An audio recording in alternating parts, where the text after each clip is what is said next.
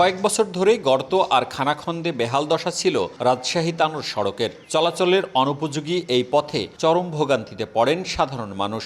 দীর্ঘ প্রতীক্ষার পর সড়কটিতে সংস্কার ও সম্প্রসারণের কাজ চলছে। কাজ শুরু হয়েছে, কাজ ভালো হলে আমাদের ভোগান্তি কমবে। ভালো করে না করলে রাস্তা টিকবে না। এই রাস্তায় পানি জমে এই কাঁটাতে হাঁটু পর্যন্ত হয়ে যায়, সময় সময় বাসটা বন্ধ হয়ে যায়। পবার বায়া থেকে বাগধানী পর্যন্ত 11 কিলোমিটার অংশে কাজ শুরু হয় চলতি বছরের এপ্রিলে।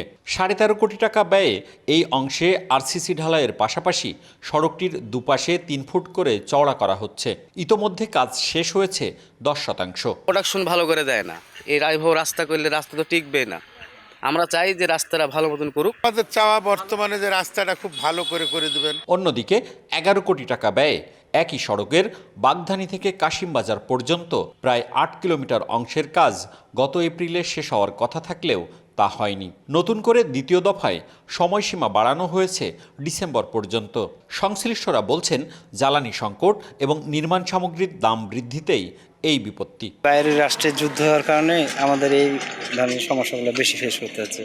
বিটুমিনের রেট ছিল 70,000 টাকা, এখন বর্তমান হচ্ছে 1,05,000 টাকা টন। আগে ছিল 70,000 টাকা টন। সেই ক্ষেত্রে আমরা ধরেন অনেকটা পিছিয়ে আছি। দাম বাড়ার কারণে কাজের গতিটা একটু মন্থর হয়ে গেছে। যে পর্যায়ে এখন কাজ হয়েছে, ইনশাল্লাহ বিটুমিনের দামটা কমলে আমরা 2 মাসের ভিতরে কাজটা সেরে ফেলতে পারবো। এদিকে কাজের গুণগত মানের ব্যাপারে কোনো ছাড় দিতে নারাজ এলজিডি কর্তৃপক্ষ।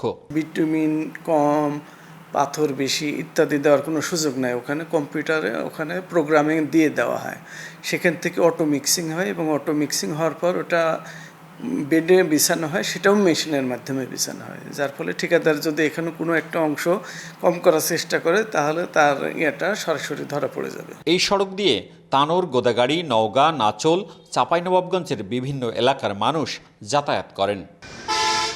মওদুদ রানা, সময় সংবাদ, রাজশাহী।